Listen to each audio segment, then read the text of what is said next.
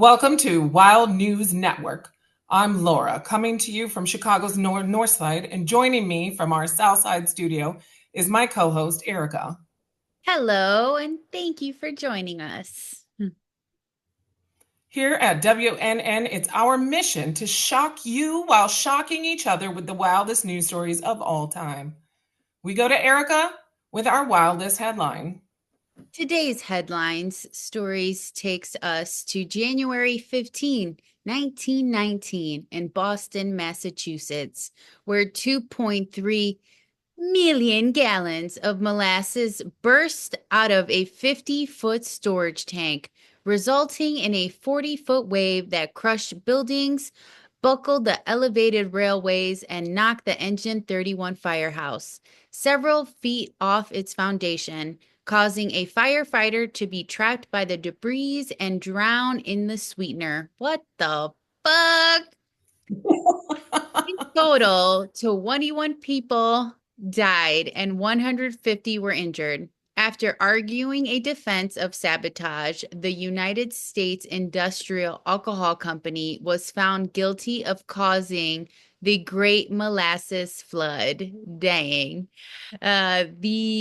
The storage container used with was found faulty, and they were ordered to pay $600,000 in settlement, about 10 million by today's standards.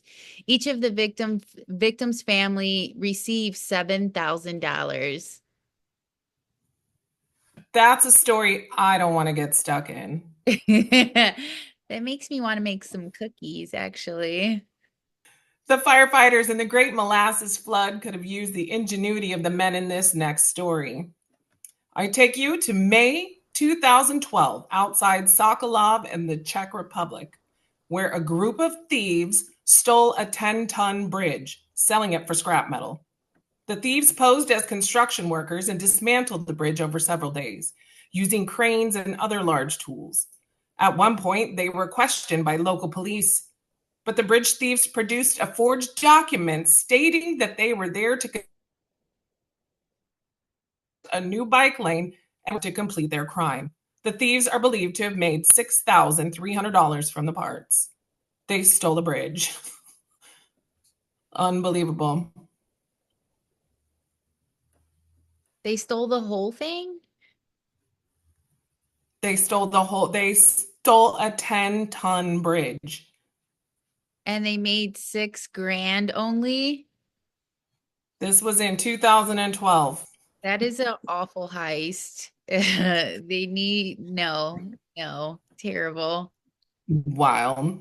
Wow. Talk about taking it a bridge too far. Let's In- go back to Erica for more criminal headlines. Insert dad joke.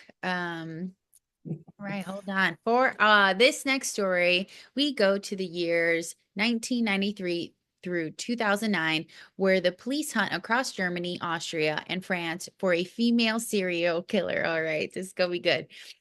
Wanted for 6 murders and dozen of robberies, the mystery woman's DNA has been linked to all of the crime scenes, as well as the shooting death of a 22-year-old German police officer in Heilbronn.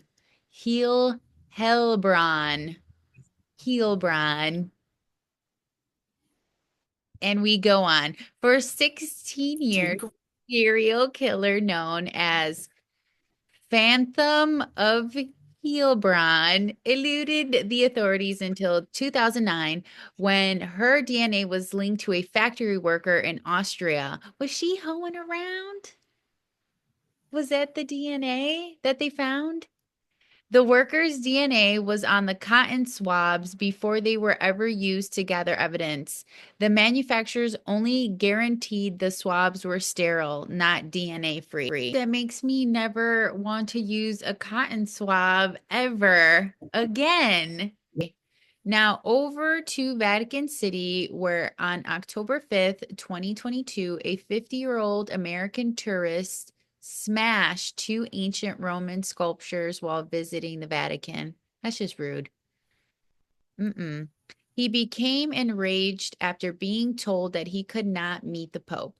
His tantrum caused one of 2,000-year-old sculptures to lose a nose and an ear, while the head of the other fell off the pedestal. He was detained by Vatican police and handed over to Italian authorities. He was charged with aggravated property damage and released.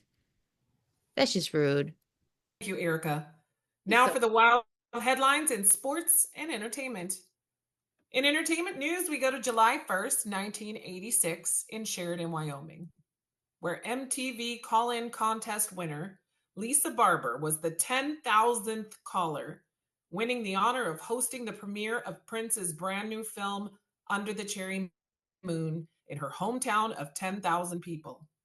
The movie premiered at the Centennial Twin Theater with an after party at the local Holiday Inn, where Prince and his band played for about 300 Wyoming locals and his Hollywood guests, including Joni Mitchell and Ray Parker Jr.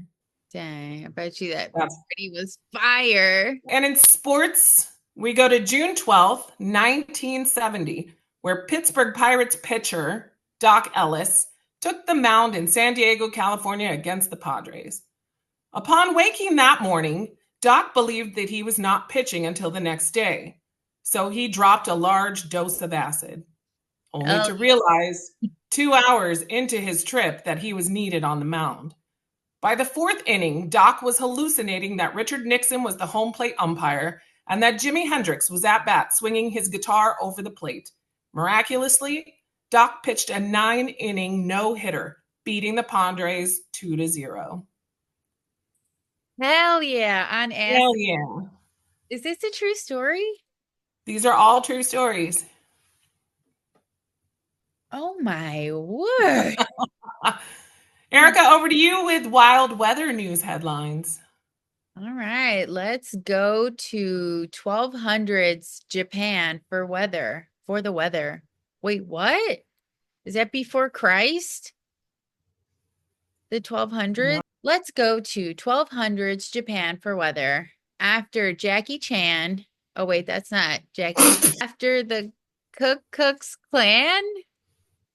After the Khan's clan from the Mongol Empire had conquered China, they all set sail for Japan, where upon reaching the coast, a typhoon of epic proportions struck. The attackers' ship buckled and broke. They were crumpled into piles of discarded wood, crashed along the coast. 10 of thousands of Mongol soldiers drowned in the wind battered waves, and those that survived the storm were taken into custody by the Japanese authorities. Almost the entirety of the Mongol army had been demolished by the typhoon. The Japanese nicknamed the godlike winds kamikaze, a word that would eventually take a very dark turn. This is your wild weather headline. Back to you, Laura. And finally, here's the wild news for today's date in history.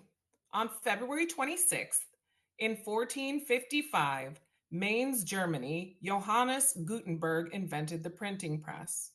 In 1993, in New York City, the World Trade Center was bombed, killing 5 with hundreds more suffering smoke inhalation. Do you remember that? The original bombing?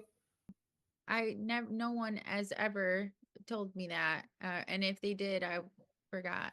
In 1968, 32 African countries boycotted the Mexico City Olympics as a response to apartheid and South Africa's inclusion in the event. In 1933, construction began on San Francisco Golden Gate Bridge. In 1965, the Bronx, New York Norman 3X Butler was arrested for the assassination of Malcolm X. Butler and Khalil Islam were charged with the murder. After 22 years in prison, Butler and Islam were exonerated of the charges. Butler was paroled in 1985. In 1951, Washington, D.C., the 22nd Amendment was added to the Constitution, limiting the presidency to 2 terms. That's very smart. Okay. In 1848, Karl Marx and Friedrich Engels published the Communist Manifesto, which asserted the capitalism is marked by exploitation of the working class. The manifesto included the famous slogan, "Workers of the world unite. You have nothing to lose but your chains." Nice. I don't know. I feel like the working class is Irish. A few famous births on this date are February 26th in 1928, the American singer Antoine Fats Domino was born in New Orleans, Louisiana. On this date, William Frederick Cody, also known as Buffalo Bill, was born in 1846 in a log cabin in LeClaire, Iowa. In 1829, on this date, Blue Jeans creator Levi Strauss was born in Buttenheim, Germany. And in 1802, French novelist Victor Hugo, famous for Les Miserables and The Hunchback of Notre Dame, was born in Besançon, France. Thank you to Erica for her amazing reporting. This has been a WNN broadcast, the only network with the wildest news in history.